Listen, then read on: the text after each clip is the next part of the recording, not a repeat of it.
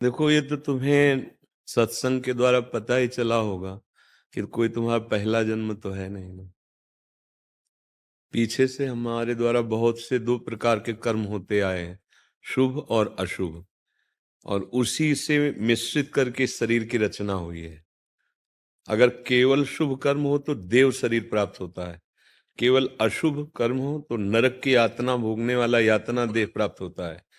अधिक पाप हो जाए, पुण्य कम, तो तिर्यक योनियों में जिसका सम बराबर होता है, पुण्य और पाप मिश्रित, उसे मानव देह मिलती है। एक सिद्धांत है, एक क्रम है। अब हमारे हृदय में चिंतन क्या चल रहा है? अगर हमारा चिंतन फिर वही गलत चल रहा है जिसके कर्म भोग के अनुसार हमें भटकना पड़ा है, शुभ और अशुभ दो ही प्रकार के कर्म होते हैं। तीसरा जो शुभ अशुभ दोनों को विध्वंस करता है वो भागवतिक कर्म योग कहा जाता है। वो भगवान को समर्पित शास्त्र सम्मत कर्म होता है। वो बांधने वाला नहीं होता, वो मुक्त करने वाला होता है। तो अभी हमारे इसी जन्म में ऐसी गलतियां हो गई हैं जिनका आपने कोई प्रायश्चित नहीं किया। ईमानदारी वाली बात देखो ना, मतलब अपने तो घर के जैसे बैठे बात कर रहे हैं कि इसी जन्म में हमसे ऐसी गलतियां हुई हैं जिनका हमारे द्वारा कोई प्रायश्चित नहीं हुआ। उनके लिए हमने कोई व्रत उपवास नियम या उनके नष्ट करने वाली कोई भी हमने क्रिया नहीं की, तो सुरक्षित रखे ना। तो अब चाहे जितना आप अच्छा करो, आपको भयभीत करते रहेंगे वो, क्योंकि रखा दुश्मन बैठा हुआ है। जब तक उसका नाश नहीं होगा तब तक वो काल्पनिक भय आपके अंदर पैदा करता रहेगा। और जहां उसका नंबर आया आपको दंड देने का, फिर काल्पनिक भय नहीं रहेगा, फिर वास्तविक वो तुमको दंड देगा। ये तो ब्याज में है काल्पनिक भय। वो बैठा है ना दुश्मन, तो रात दिन उसका भय है, उसको पता नहीं तुम्हें। इसीलिए कहा जाता है शीघ्रातिशीघ्र पाप का मार्जन कर डालो, नहीं वो बढ़ेगा और जब आएगा तो फिर सताएगा, कष्ट देगा। तो मन मलिन है और पाप कर्म जमा है और शुभ इतने हैं नहीं कि हम जो चाहें वो कर लें। तो एक उपाय बचा है, भगवान का आश्रय लेकर उनका नाम जप करना। और जो भी कर्म करो अब गलत ना होने पाए। देखो, अभी तक हमसे गलती हुई तो हो गई, अब हो गई तो हो गई। अच्छा, गलती अज्ञानी से ही होती है, तो भगवान के सामने हम तो बच्चे ही हैं ना, और उन्हीं की माया और उन्हीं के हम, तो गलती क्षमा होने के उपाय हैं।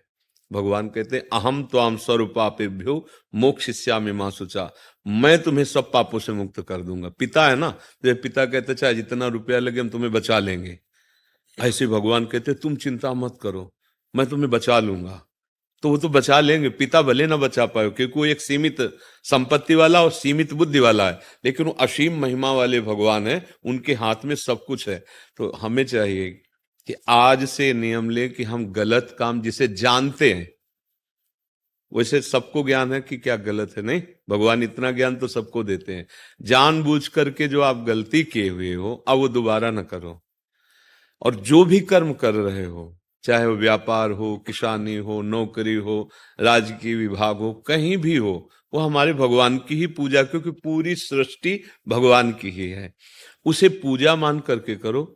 और कोई गंदे नशा ना करो, जैसे शराब पीना है, गांजा है, ड्रग्स है, ये जैसे गंदे नशा हैं। पराई माता बहनों की तरफ काम भाव भोग दृष्टि से देखना, मांस खाना, फिर अब सोचो तुम चैन से रह पाओगे? कर लो, मनमानी कर लो, 4 दिन के लिए तो स्वतंत्रता है आपको। कॉपी आपके हाथ में दे दी गई, पेन आपके हाथ में दे दिया गया, प्रश्न रख दिया गया है, लिखो या ना लिखो। परिणाम पता तब चलेगा जब उसमें जांचेगा मास्टर। तब तक तो कोई जो मन में आए सो लिखो ना, उसमें थोड़ी कोई कि ये क्या लिख रहे हो, ये नहीं डांटेगा कोई, लिखो तुम लिखो। वो पता तब चलेगा जब नंबर का समय आएगा।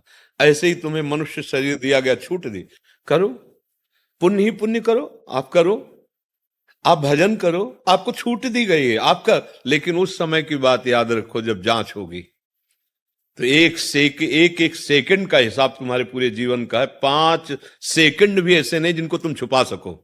पूरे जन्म से लेकर और आखिरी श्वास तक के हर सेकंड का निर्णय होता है। हमारा स्वामी, किसी से गवाही लेने की जरूरत नहीं होती।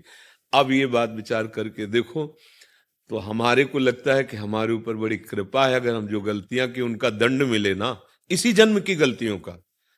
आप देखो, किसी माई बहन को छेड़ दो आप, रिपोर्ट हो जाए, आप जेल जाओगे? ऐसी गलती कितनी बार की है और भगवान ने क्षमा कर दिया तुम्हें? ईमानदारी से देखो। लेकिन भगवान ने उनको सबको माफ कर दिया। आप अंदर की बात जानते हो, अंदर की बात अपनी जानते हो। भगवान ने क्षमा किया कि नहीं? भगवान बचा रहे हैं कि नहीं? 5 मिनट की गलती ने पूरे जीवन की पढ़ाई लिखाई और राजनीतिक जितना जो कुछ सब मिटिया मेट करके और वहां खड़ा कर दिया कटघरे में उसको। और ऐसी गलतियां पचासों नहीं, पचासों हजार बार अपने से हुई हैं और एक बार भी थप्पड़ नहीं लगा। तो जमा है ना, वो कितना कृपालु, फिर भी हमें चैन से जीने दे रहा है। हम कितने गलत, अंदर की बात देखो, अंदर की एक पॉइंट हम कह रहे हैं, ऐसे कितने पॉइंट हमारे द्वारा गलतियां हुई जिनको ऐसे दबा दिया गया, हम ही ने दबा दिया। और आज तक कोई ना समाज जानती है और ना कोई कानून से दंड मिला है। तो वो फ्री थोड़ी वो रखा है, वो तैयार हो रहा है बिल्कुल खा पी के, जैसे दूध पी के कोई एकांत कमरे में रियाज लगा रहा हो तुम्हें परास्त करने के लिए। वो तुम्हारा कर्म अवश्य में भोक्तव्यम कृतम कर्म शुभाशुभम। इसलिए अब तुम तैयार हो जाओ उसको नष्ट करने के लिए। वो है भगवान का नाम और भगवान का आश्रय। हरि आश्रय लेकर नाम जप करते हुए अब अच्छे कर्म में उतर जाओ तो वो पूर्व के कर्म नष्ट हो जाएंगे और जो हमारा विधान रच गया है भोगने का, उसको भोगने की सामर्थ्य मिल जाएगी। जैसे जो शरीर रचना के समय लिख गया था कि इतने वर्ष से इतने वर्ष तक ये दंड मिलेगा, ये दंड मिलेगा, वो तो लिख गया है, उसे तुम काट नहीं सकते। उसको भोगने की सामर्थ्य मिलेगी, लेकिन जो जमा हिसाब वो भस्म हो जाएगा। जो आगे हमसे गलती होगी वो क्षमा कर देंगे। प्रभु बड़े कृपालु हैं, इसलिए ऐसा लगा। बेमतलब का मन भय प्रदान करता है जब हमारे कर्म बिगड़ जाते हैं। पूर्व जो कर्म बिगड़े हुए हैं तो बेमतलब का वो भय देगा। इतना कष्ट हो जाता है कि फिर वही मन सिखाने लगता है कि मर जाओ तो अच्छा है। आप देख लो, सबको शरीर और प्राण कितने प्रिय हैं और इस मन के कहने के अनुसार चलने से हमसे यदि गलतियां हो गई हैं तो वो जब गलतियों का दंड मन दिलाता है, यही मन दिलाता है, तो यही हमें शिक्षा देने लगता है कि यार ऐसे, और कितना बड़ा अपराध कराने के लिए प्रेरित कर दिया। बहुत नीच है ये मन, इसके कथनानुसार चलोगे तो सर्वनाश कर देगा ये। और अगर शास्त्र और गुरुजनों की आज्ञा के अनुसार चलो तो यही मन तुम्हें आनंद में डुबो देगा। अब देखो, एक है भयावह कल्पना और एक है आनंददायक। भगवान बड़े कितने कृपालु हैं, कदम कदम पे रक्षा करते हैं, सर्व सामर्थ्यशाली। अब ये भी तो चिंतन चल रहा है और एक चिंतन बुरा चल रहा है, तो कमजोर हो गया मन हमारा विषयों से, तो वो गंदी गंदी बातें सोचता रहता है, निगेटिव सोचता रहता है। बलवान हो गया तो पॉजिटिव सोचता रहता है। तो हमारी सोच सही हो जाए इसके लिए हमें नाम जप करना पड़ेगा और गंदे आहार ये सब छोड़ना पड़ेगा। आज हमारा जो समाज है वो पतित होता चला जा रहा है? कितना पतित होता चला जा रहा है। 10-11 बजे तक तो सोना है, 12 दिन में 11-12 बजे तक तो सोना है उसे। रात्रि भर उद्दंडताएं सोचनी है, नशे करने हैं, पार्टीबाजी करनी है और ये सब। अब ये जीवन कहीं उन्नति वाला जीवन है? आप इसमें सोच के देखो, क्या उन्नति वाला जीवन है? कौन सा जीवन है? ठीक है, तुम धन कमा लिए हो, सैकड़ों अरब कमा लीजिए, मरोगे तो लाद के ले जाओगे सैकड़ों अरब, यही बैंक में जमा रहेंगे और ये आचरण जाएंगे तुम्हारे साथ, जो कर रहे हो ना ये आचरण जाएंगे। अब ये बात समझ में नहीं आती तो आप दूसरा रास्ता ढूंढते हैं, कोई फकीर मिल जाए, कोई ऐसा सिद्ध मिल जाए कि जाके हम उसको रकम दें और वो जन्म कुछ ऐसा कर दे कि हम सुखी हो जाए। कभी नहीं, कुछ नहीं, नाटक के सिवा कुछ नहीं। तुम करो अधर्माचरण और तुम पैसे से अगर सुख खरीद पाओ तो फिर सब भगवान को खरीद लेते हैं, जान लो। पैसे से सत्य वस्तु को नहीं खरीदा जा सकता। ये हम दिमाग में आपके बार बार बैठालना चाहते हैं कि आप नाटकबाजी पर मत फंसिए। किसी की भी ताकत नहीं कि वो आपको आशीर्वाद दे के दुख रहित कर दे। वो सिर्फ आप हो, आप जो अपने को दुख रहित कर सकते हो। क्या? सत्य मार्ग की बात पकड़ लो, सत्य पे चलो, नाम जप करो, जो प्रारब्ध अनुसार दुख सुख आवे उसे भोग लो, भगवान की कृपा से मुक्त हो जाओगे। अब ये सिद्धांत तो समझ में नहीं आता है, हर काम पैसे से ही नहीं होता है। हाँ, ये बिल्कुल भूल हो जाती है। और जहां ये पैसे का प्रयोग हो, पैसे के सब काम होते हैं ना, वो सब मायाकृति होता है। बात सच्ची समझ लेना। आज तक कभी किसी पैसे वाले ने भगवान को नहीं खरीदा है। जो सुदामा जी के तंदुल पाते समय भगवान की दशा हुई, जो सबरी जी के बेर पाते हुए हुई, जो विदुरानी जी के केले के छिलके खाते हुए, वो 56 भोग पाते हुए, कहीं आज तक लिखा नहीं मिला कि भगवान की वो दशा हुई हो। भगवान का रोमांच हो रहा है। जब सुदामा जी के टूटे हुए तंदुल पा रहे, रुक्मिणी जी देखकर आश्चर्यचकित हो रही। महालक्ष्मी का अवतार है कि आज तक तो हमने किसी भी भोग प्रसाद पाने में प्रभु को इतना सुखी नहीं देखा जैसा आप तंदुल पा रहे। क्यों? क्योंकि पवित्र आचरण, धर्म से चलने वाला भगवान का एक परम भक्त, वो टूटे हुए चावल वो भी सकुचा रहे थे, दे ले रहे थे, भगवान ने छील के पाया। विश्व ब्रह्मांड तृप्त हो गया उन तंदुल से। मैया सवरी के जंगल के बेर भगवान बखान बखान करके पा रहे हैं। इससे पता चलता है हमारे भगवान धन के या 56 भोग के लोभी नहीं है, हाँ तुम्हारे भाव के लोभी हैं। तो बहुत सावधानी से चला जाओ। ये कभी भूल मत करो कि तुम्हें कोई दुख से निवृत्त कर देगा। ये हम प्रार्थना करते हैं, बहुत समझी हुई बात कह रहे हैं। पूरा जीवन इस मार्ग में, भगवत मार्ग में गया, ये थोड़ी पढ़े लिख के हम बात कर रहे हैं, ऐसी नहीं कह रहे हैं। बड़े बड़े महापुरुषों का संग हुआ है बचपन से गंगा किनारे, तो एक से एक भगवत प्रेमी, एक से एक ब्रह्मलीन महात्माओं का संग हुआ है। तो उस सबका निर्णय कह रहे हैं, तुम्हारे दुख को सिर्फ तुम ही मिटा सकते हो। हमारी बात समझ लेना, तुम्हारे दुख को कोई नहीं मिटा सकता। यहां तक देख लो कि भगवान तुम्हारे हृदय में बैठे हैं, है ना? सबके हृदय छत विकारी, मिटा रहे हैं क्या? नहीं ना। तो फिर यार भगवान से बढ़कर कौन हो सकता है? इसका मतलब दुख मिटाने के लिए तुम्हें लगना पड़ेगा, तुम्हें लगना पड़ेगा।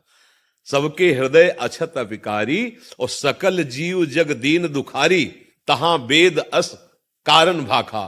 संत प्रभाव जितना महापुरुषों का, जितना संतों का अनुभव है, भजन श्रुति भाखा। अगर भजन नहीं करोगे तो हृदय में बैठे हुए भगवान भी तुम्हारे दुख का नाश नहीं कर रहे हैं। औरों की तो बात जाने दो, कुछ नहीं होता इन सब बाहरी बातों से। सच्चाई से चलो, शराब मत पियो, मांस मत खाओ, पराई बहन बेटी की तरफ गंदी भावना मत रखो और नाम जप करो। अभी धीरे धीरे हृदय शांत होने लगेगा, गंभीर होने लगेगा। देखो, कोई भी बाहरी दुख हमें तब तक दुखी करता है जब तक हमारा मन प्रभु में नहीं लगा। तुम खुद दूसरों के दुख मिटाने वाले बन सकते हो, अपने दुख की बात क्या है? नाम जप। ये हम बिल्कुल खुली बातें इसीलिए कहते हैं कि आगे चलकर आपको खुली बातें सुनने को नहीं मिलेंगी। सुविधा शास्त्र जो कह रहा है, गीता जी कह रही, भागवत कह रही, उसके अनुसार भाई चलो, तभी सुखी रहोगे। नहीं तो कोई भी हो, कहीं भी हो, रुपया समेट सकते हो, प्रणाम नमस्कार समेट सकते हो, लेकिन मरोगे तो यमदूत आएंगे लेने के लिए। ये पैसा तुम्हारा यमदूतों से नहीं बचा पाएगा। ये प्रणाम नमस्कार यहां तुम्हारा हो रहा है, वहां डंडे चलेंगे। तस्मात् शास्त्रम प्रमाणम ते कार्या कार्यो व्यवस्थित हो। शास्त्र के अनुसार चलो, धर्म के अनुसार। अब आजकल कौन धर्म के अनुसार चलना चाहता है? आप विचार करके देखो। जिसको देखो वही सोचता है झूठ और छल कपट से जितना रुपया आ जाए, चाहे जिस मार्ग में हो, चाहे जिस मार्ग में, मत फंसो। ना तो स्वयं कोई ऐसा कार्य करो, ना किसी को करने का उत्साह दो। अगर आप ऐसे लोगों के पास ना जाए तो सुधर जाए वो भी ना, लेकिन आप खुद गलती करते हो, आप जाते हो, आप ऐसे सब नौटंकी नाटक को स्वीकार करते हो। तो इसलिए हम सबसे प्रार्थना करते हैं, कोई भी तुम्हारे दुख को नहीं मिटा सकता विश्व में। भगवान तुम्हारे हृदय में बैठे नहीं मिटा पा रहे तो औरों की बात जाने दो। जब तक तुम स्वयं सच्चे आचरण नहीं करोगे, भजन नहीं करोगे, दूसरों को सुख नहीं पहुंचाओगे, तब तक तुम सुखी नहीं हो सकते। ये सब नौटंकी नाटक माया का तुम्हारे दुख को दूर नहीं कर सकता। ये बात है, समझ रहे आप जी? अनुराग